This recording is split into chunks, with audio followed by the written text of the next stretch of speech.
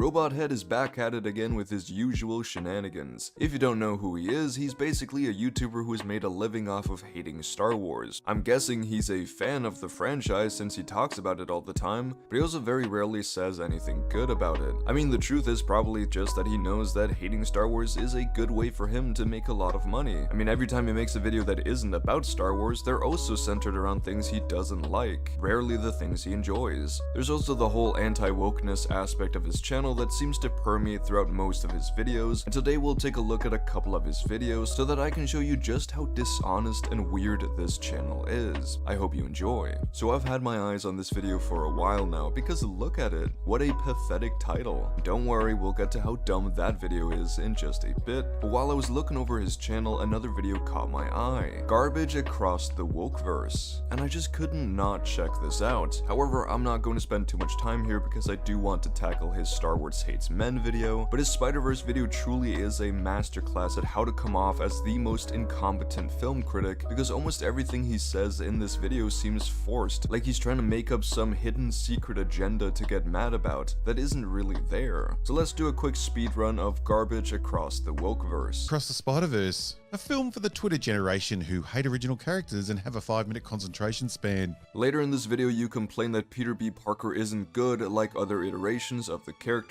I guess you hate original portrayals too. And he acted like a man. In fact, all the men in the first film acted like men. I know, what am I? Some sort of backward caveman for wanting to see men portrayed as men in film? It's not that you want to see men acting like men, it's that you only want to see men acting like your very specific ideal for how a man should act, when you yourself probably don't come even close to living up to that standard yourself, given how whiny and emotion-driven this review is. But everything that made the original film great is gone, even the lead, because this is now Gwen Stacy's story. Well, it's at least her coming out story. We open with her struggles and we end with her redemption. Yes, Gwen is one of the main characters of this movie, and if she didn't have a full character arc in this movie, then it ending on a cliffhanger before Miles can finish his character arc would be unsatisfying. This trilogy is still Miles' trilogy, but this movie has a double focus on Miles and Gwen. And what's the problem with that? Oh, so yes, some people see her arc as an allegory for coming out.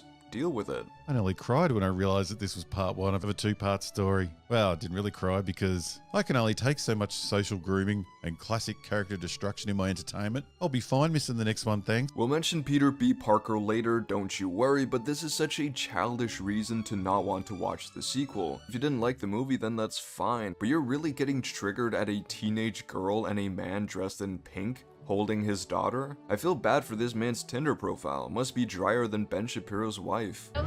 Especially when trying to write strong teenage girls. Way too much smarmy smartass. I'm sorry, who exactly are you supposed to be? I'm from another dimension. You are? Wow, actually, I'm not confused. Ah yes, a Spider-Man variant being a smartass. Haven't seen that one before. Funny how it's only a problem when it's a girl. Also, Gwen was sassy in the first movie too. In the very long opening of this film, our hero Spider-Woman is fighting a sepia-toned villain from another dimension when our main antagonist gets introduced. A big, cool-looking, powerful Spider-Man. Instead of being surprised or at a minimum polite, Gwen decides to be a complete smartass to this guy. Because, you know, he's a dude. And that's how women talk to men who are masculine in movies these days. He gets annoyed that Gwen isn't surprised to see Miguel and gets upset that women in movies don't speak to men like they're gods on earth. His fragility really is a sight to behold. But also, Gwen, Jessica, and Peter B. Parker all taking Miguel pretty lightly, laughing at his dispense, saying he's not scary, all serves the climax of the movie when we see how scary and serious Miguel actually is. Like, look at Peter's face here. But Gwen's attitude and basic politeness quickly changes when a Spider-Woman turns up. An afro-wearing, motorbike-riding, kick-ass Spider-Woman. One who, on top of all that, is also pregnant. Not only can a woman do anything, they can also do it pregnant. Now, this isn't from personal experience, but riding a motorbike pregnant is not the most comfortable or easiest thing to do, let alone kicking ass and swinging through the multi-dimensions. But, you know, every woman's got to be as womanly as we can womanly make them. Will you adopt me? She goes from laughing at the dude to asking to be adopted by the woman in the blink of an eye. And the only reasoning is that one of them doesn't have a schlong. He genuinely gets upset that a pregnant Spider-Woman can ride a bike and kick ass because yes, That's what's unrealistic about Spider-Man and multiverses. Spider-Woman being pregnant. He's also sad that Gwen is more interested in Spider-Woman than Miguel, but it makes complete sense for a teenage girl who doesn't seem to have a maternal figure in her life to think it's awesome to see another Spider-Woman, especially when she's only ever met other Spider-Men. And yeah, Penny Parker doesn't quite count, she's an Evangelion character.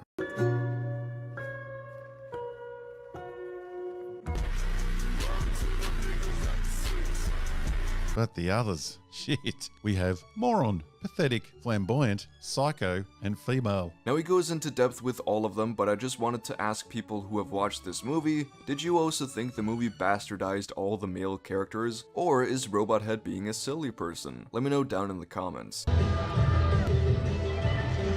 What is Hollywood's fascination with fat pilots these days? Let me buy you a drink. What the fuck is this even supposed to mean? Firstly, it's just unnecessarily fat-phobic for some reason, and secondly, it's just irrelevant to point out, and has nothing to do with the movie in any way. Estrogen-filled whitey wearing a pink bathrobe holding a baby. Yeah, there's no agenda in this film at all. You're the reason I had her, okay? That should make Peter's partner feel real special. Peter Parker's whole personality in this film is just female. He wears a pink dressing gown the whole time. We even find out he wears that to work. How's work? He's now a baby on board, demasculated, cockless male who just wants people to hold his baby. Here he's upset that Peter Parker is happy, has married the love of his life, and has a child who he loves. If that makes someone female, then sign me the fuck up. Also, he gets angry that Peter Parker isn't the main focus of the story. Too bad that we don't have any other portrayal of the white straight man Peter Parker. Seriously, I can't think of any. Allegories work especially well with children. They don't catch on to the underlying meaning, but they can be directed to a certain way of thinking. Now, if you were writing a kids movie and wanted to talk about certain issues, well, you could just put up a big ass sign in your film that's blatantly put directly with the "oh, go," and make sure it's up long enough for the kiddies to read. Ah yes, because of course he's against the idea of protecting trans kids from discrimination and a lack of acceptance. Who would have thought? And even if you disagree with the poster, this is not unique to this movie. Most animated movies have little messages put in by the animation team, and it absolutely makes sense for a character like Gwen to have a sign like this in her bedroom. Younger people do tend to be more progressive. But don't worry, I know that logic is not what you're so angry about. This film wants to really drill home that your parents need to accept your true self, no questions asked. Even if that means quitting your day job. And if they don't support you 100%, then go off and live with people who will accept you for who you are. Parents accepting their children for who they are is a pretty important part of a parent-child relationship. And listen, naturally different people have different readings of the same movie, but if this film tells a young trans or gay person that if their families don't accept them for who they are, that it's okay to find a chosen family that does accept them, then that's a great fucking message. Hopefully you realize that in case you ever have a child who doesn't turn out exactly how you want them to. He also spends a while complaining about cameos and that this story isn't original, which doesn't make much sense, but then he talks about how the whole canon aspect of the movie seems sketchy, when this seems like something you're supposed to pick up on. The movie is telling you that there's likely more to Miguel and the canon events than what he leads us to believe, but instead of understanding the subtext of the movie, Robot Head chooses to complain about his own lack of critical analysis. Like, he literally points out the flaws in Miguel's story and the whole idea of the Spider Society and how it was created so recently, but then instead of patting himself on the back for being a good boy who understood what the movie was saying, he blames it on bad writing. How ironic, since all he ever talks about is how modern writers fail to ever say anything meaningful, because they focus too heavily on their agenda, when that's exactly what he's doing. Self-awareness has left the room. It's genuinely baffling how unwilling he is to engage with the questions and issues the movie raises, and instead just blames everything on wokeness and the modern movie. Now, if you think I'm just taking the mickey out of him and not taking him seriously, then that's because it's true. His video is ridiculous, so I'm treating it that way. This is a video that contains barely any real film analysis other than women and wokeness bad, modern Hollywood writers suck, and they're unfunny. Like, there's no critical thinking at display here whatsoever, just emotions running rampant. It's probably the most shallow, whiny, and pathetic review of a movie I've ever seen, and even the comment section is roasting him alive. And for that to happen on a robot head video really tells you something about the quality of this video. I saw someone call him the Anita Sarkeesian of anti-woke content, and I don't even think that's true. Robot head hasn't faced hordes of harassment, but I think it would upset him to hear it because being thought of as even similar to a female is probably the worst thing that could ever happen in his life. All in all, this video is just him nitpicking a movie he secretly loves because of a couple of assertive women, some woke jokes, and the fact that this movie isn't just a male power fantasy for robot head to jack off to, and rather is a solid fucking movie that has great characterization, animation, music, and emotional impact. You're allowed to dislike this movie, and you can absolutely critique it if you genuinely don't like it, but this is such a hilariously bad attempt from a critical drinker clone to get some clout from viewers who love it when channels like these call out wokeness. However, hopefully this video alerts more people to the dishonest nature of this dude's channel. Anyways, that video was a shit show, but now let's take a look at a video made within his comfort zone. Star Wars. Shitting on Star Wars is what made this dude famous, and obviously venturing out of that comfort zone didn't go very well, so let's see what he has to offer in a critique of Star Wars. However, this video is not about whether these Star Wars projects are good or bad, that's actually irrelevant. It's about whether or not Star Wars hates men and props up women to the detriment of men. You can dislike the sequels or the new shows all you want, it's fine if you don't like Disney's Star Wars. Every fan has the right to like and dislike what they want. However, I want to analyze whether or not the arguments people like Robot Head bring up actually have any real validity to them,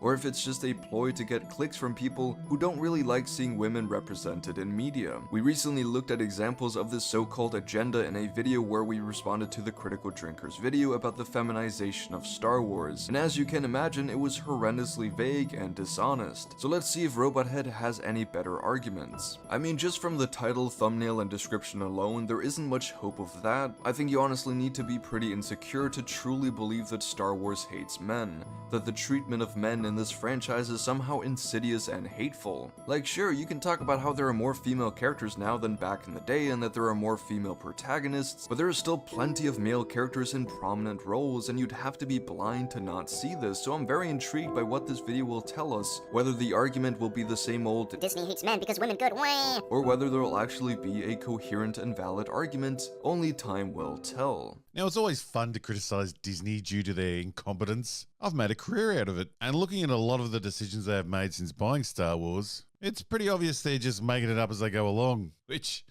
isn't really a surprise, is it? But one of their ideas seems to be, well, I wouldn't say thought out. One of their ideas seems to have been bubbling along the whole time. And that idea is to remove all the filthy men from any meaningful roles in Star Wars content, because it's been men that have been wrecking this series from the beginning. Alright, let's just get this out of the way. Here are the Disney Star Wars projects that have male leads: Andor, Obi-Wan Kenobi, The Mandalorian, Solo, Rebels, Resistance, The Bad Batch, The Jedi Games, Book of Boba Fett, and here are the projects that have men in prominent roles that aren't necessarily the leads: The Force Awakens, The Last Jedi, The Rise of Skywalker, Rogue One, and more. Again, this is not about the quality of these projects, that's irrelevant, it's about the portrayal of men, and there are still plenty of positive and prominent male characters in Star Wars. This is simply a forced problem that Robot Head and others like him have fabricated to push their own agenda, when they themselves are getting angry at an agenda that they have a hard time proving actually exists. It's simply just meant to rile up their audience of men who have grudges against women for some reason, and therefore they'll sing the praises of someone like Robot Head for saying things like this, without any evidence to back up his claims. Next, he quickfires how women have been propped up in Disney Star Wars to the detriment of men. A quick recap of Disney's efforts in pushing those men to the background. Rey literally stole Luke's lightsaber and beat him up. Rey didn't steal Luke's lightsaber, he didn't want it. Also, she hits him in the back. Again, he removed himself from the Force. How would he know? Then he goes on to absolutely take the piss out of her, showing that he's way better, until she pulls out a lightsaber. And yeah, I'd back away from someone with a lightsaber too if I had a stick in my hand. Nothing about this scene shows Rey to be better than Luke, just that she catches him off guard after being aggressive. They even brought back the Emperor for her to finish the job off properly. Well, she also became all the Jedi. In my recent video about The Rise of Skywalker, I talk about how I dislike that they brought back Palpatine, but this point by itself still does not stand. She gets absolutely crushed by Palpatine until she gains the power of all the previous Jedi, who give her the strength to finish off the job once and for all. Most of the voices we hear are men. I guess Disney hates men so much that they couldn't even put them on screen. Only their voices. Ugh. The feminist agenda. Meanwhile, Poe and Finn finished the series alone, having achieved nothing. In fact, besides Poe destroying the Dreadnought at the start of The Last Jedi, a decision I should add which saved everyone. So of course he was slapped and demoted. Besides him blowing up that ship at the start of The Last Jedi, both he and Finn had literally no effect on the rest of the series. Need a left? Nothing Poe or Finn did move the story forward or had any effect on the final outcome. Even all their actions in the final battle were unnecessary. I agree that Poe and Finn being shoved to the side was a dumb thing, but do you really think that's because they were men? I mean, Kylo Ren saved the day in The Rise of Skywalker. He's also a man and had plenty of spotlight. I wonder if there's any other reason why Finn got shoved to the side. Also, yes, Poe destroyed the Dreadnought, but he also disobeyed direct orders and led to a lot of deaths. That stuff doesn't just go unpunished in the military. And yep, Finn and Poe didn't have much of an impact, and that fucking sucks. But neither did the women in that fight. Only Rey and Kylo really made a difference. Again, this video is about Disney hating men, so I'm just pointing out the flaws in his arguments. Boba Fett was completely useless in his own show. But that one, they didn't even try to hide. Fennec was the boss and Boba had to just sit there and take it. We even had in one episode, and I'm not counting the ones that he wasn't even in one episode he didn't even get one line of dialogue. But Fennec did. That's because she was running the show. This guy really just hates seeing women do anything in his TV shows. Sure, one of the main problems I have with Book of Boba Fett was Boba Fett not having much of a significant role in his own show. That's fine to point out, but like it wasn't just Fennec who stole the spotlight, Mando did as well. But I guess you aren't going to blame the man for overshadowing the man, right? Just the woman. Mando's even the one who has 2 episodes focused around him in the Boba Fett show. This take is hilariously dumb. The Obi-Wan travesty of a series was really the Reva show. In fact, Obi-Wan was so useless, he didn't achieve anything. He didn't get Leia home, and Luke only survived because Reva felt remorse, which again had nothing to do with Obi-Wan. Obi-Wan in fact had no impact on anyone's survival. Instead, his actions, stupidity and selfishness got people killed. Plus, he also let the most feared person in the universe live, again, for a second time. Goodbye, Darth. I mean, I'm not excusing Obi-Wan letting Darth Vader live, again, but he does save Leia and he has way more screen time than Reva does because again, he's the main character of the show. I swear, even when the main character is a white man, this guy still finds things to be upset about. Then he naturally complains about Mando's Season 3 and how Bo-Katan overshadowed him. Listen, I have a lot of complaints about Mando's Season 3, but Bo-Katan is one of the better parts of it, and so is Mando and his relationship with Grogu. Robothead criticizes that Bo-Katan became leader of the Mandalorians while Mando sits at home with Grogu when this absolutely is the best outcome for Mando. Him finally being able to settle down and take care of Grogu is what he wanted. But I guess Robothead can't handle seeing a woman in a place of power and a man being happy at home with his child. We saw the exact same thing in his Spider-Verse video with Peter B. Parker. He then praises Rogue One, which is fine. It's an example of a movie where all the characters have an impact, but there are plenty of other examples from Disney-era Star Wars that he just doesn't mention, like Andor, Solo, the previous Mandalorian seasons, the Jedi games, Rebels. He obviously isn't going to mention them because that wouldn't fit his narrative. The thing is, he acts like women haven't been capable in Star Wars since the beginning. Princess Leia literally takes the gun from Luke and saves his ass, while he stands there and goggles like an idiot. No, but seriously, we all know they'd say this if A New Hope came out today. You can't even say that, oh, but Luke saves the day at the end of A New Hope, so it's okay that Leia took his weapon because he did something cool at the end. That would be hypocritical, because take the Luke and Rey example he just gave. Isn't that exactly what happens in A New Hope? Even if we are charitable and this scene somehow shows that Rey is better than Luke and that he's just a silly old man, he still doesn't mention the end where Luke walks out in front of the entire First Order and saves the day. A man, a white man at that, saves the day. But Disney hates men though, right? But then he moves on to Ahsoka, which will act as the body for his essay, and to be honest, most of this section is just random nitpicks that don't really add anything to his critique, which makes sense because Ahsoka isn't out yet, so he can't really analyze the show on its merits. Instead, he has to come up with shit to be mad about. But anyway, Ahsoka and the Mandalorian. I'd have to say the episode with Ahsoka was probably one of my favourites. There was a moment there that felt very Star Warsy, even though I still think it was stupid to have Mando not know anything about the Jedi, and we had to have her explain it all again. Why would Mando know about the Jedi? They've been practically gone from the public eye longer than Mando has been alive. He's obviously heard about them, and he's trying to find a Jedi, but it makes complete sense for him to not know a lot of the things that Ahsoka can tell him. And I really like Rosario Dawson in the role, but will the interest in Ahsoka translate across to a whole season about her? Well, with Dave Filoni in charge, I highly doubt it.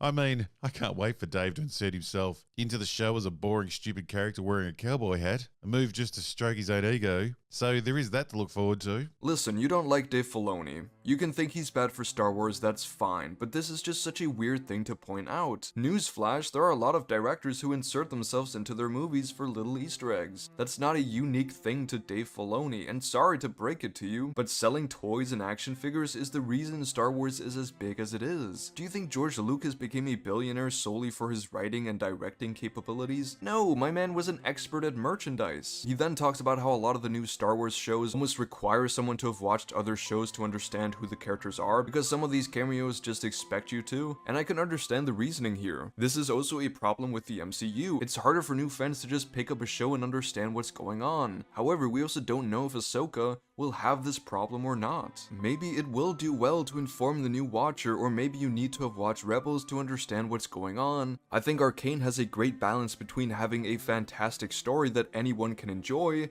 and little nods to people who have played the game. Both people get a wonderful experience, but each also gets something unique. You can have reservations about this with Ahsoka as long as we understand that we need to wait and see with a new show. I mean, he shows the reactions of fans who obviously are getting excited about Thrawn's reveal in the trailer, and yes, fans who don't know him won't react to this, but it's a trailer. There's plenty for the casual fan to get excited about, but in the actual show, I agree that they need to build him up properly, but again, we won't know until it comes out. And then after briefly mentioning how boring the colors look, which is fine to state, he then gets to what this video is really about, moaning about women. Oh, no. Oh, for real. Disney gonna ride the diversity train all the way off the cliff. I have no analysis for this, because it needs no analysis. He's just getting upset that there's a lot of women in Ahsoka. Either you agree that this is childish and dumb, or you're just like him, and in which case, can I really reach you with my words? The thing is, he's not even giving any of these characters a chance, he just sees that they're women, and that's enough for him. And you can try to say that he'll watch the show, and if it's good, then he'll acknowledge that he was wrong, but the chance of him actually liking the show is incredibly low, since it's his job to not like it. It's his job to point out the feminist agenda and the focus on women, while the men are being shafted to the side. One thing is absolutely certain about this show: Robothead is not going to watch it with an open mind, and that's as close to the truth as I think we'll ever get to anything. White dudes only apply for the head baddie roles. He literally showed another one of the big bad guys who's a woman, and to say that white men are only the bad guys in Disney Star Wars is so hilariously wrong when we have the likes of Luthen, Kanan Jarrus, Cal Kestis, Luke Skywalker, Obi-Wan Kenobi, Han Solo, and those are only some of the white men. There are still plenty of good men in Star Wars, you're just too deluded and blinded by this feminist agenda you fabricated for yourself to realize that you're a dumbass. Or you're a grifter, which is also a very real possibility, in which case, hats off to you for purposefully presenting as a dumbass and a bigot just to make some money.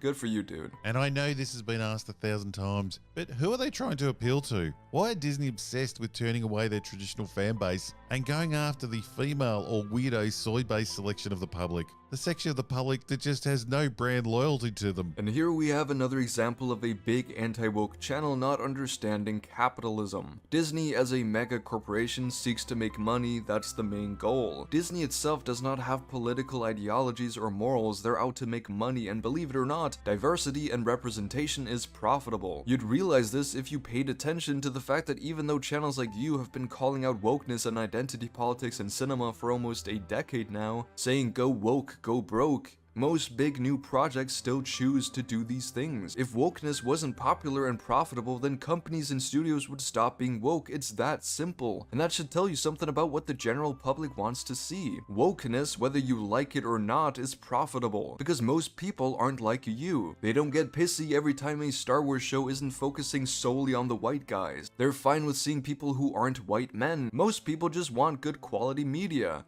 And I don't know if Ahsoka will be good or not, that doesn't really matter, because there are things that you guys call woke that yes, do poorly and are poorly received, but there are also many other things that your ilk calls woke that do amazingly and gain critical praise. Just take Across the Spider-Verse, The Last of Us, and House of the Dragon as recent examples. It's not wokeness that's the problem, it's bad media that you're angry about, which is understandable, but you put your blame on the wrong things. Also, this thing about not pleasing the core Star Wars audience is such an ignorant thing to say because you act like you and your viewers are the main Star Wars fans, and that everyone else are just Disney shills who don't even care about Star Wars. Listen, you have a successful channel, that's true, but outside of the YouTube space, there are millions and millions of Star Wars fans who have no problem with diversity, millions of fans who are fine with not only seeing white men on screen, who by the way are still very represented within Star Wars. You're like a child who had a tantrum because you weren't allowed to blow out the candles of your sister's birthday cake, and since then you've had a grudge against women, and it's very telling. But then the video ends with him talking about why the trailer doesn't interest him, and that's perfectly fine. Again, I'm not saying that you need to be excited for Ahsoka or that you need to like it once it comes out. I'm just pointing out how ridiculous and whiny this guy's videos are. And to end off, I always love taking a look in the comment section to see what his devoted fans are saying. I'm sure it's something clever. It's still so funny that these people still don't realize that Kathleen Kennedy never said this. It was a t-shirt for a Nike campaign where they thought it would be funny because, you know, the Force? People like this just love talking about Kathleen Kennedy's feminist agenda, and the fact that this is often their best example speaks volumes.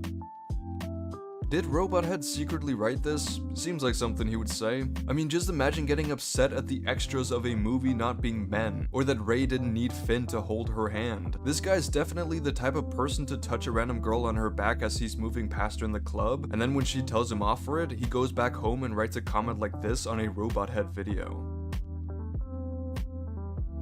What does this even mean? Star Wars has always been a bit silly, that's the whole point of the franchise. But anyways, that's all I have for now. As always, if you agree or disagree, then let me know down in the comments. Thank you to my supporters, including Ben Joseph and Nicholas, but other than that, I hope you all have a wonderful day, stay safe, and peace out.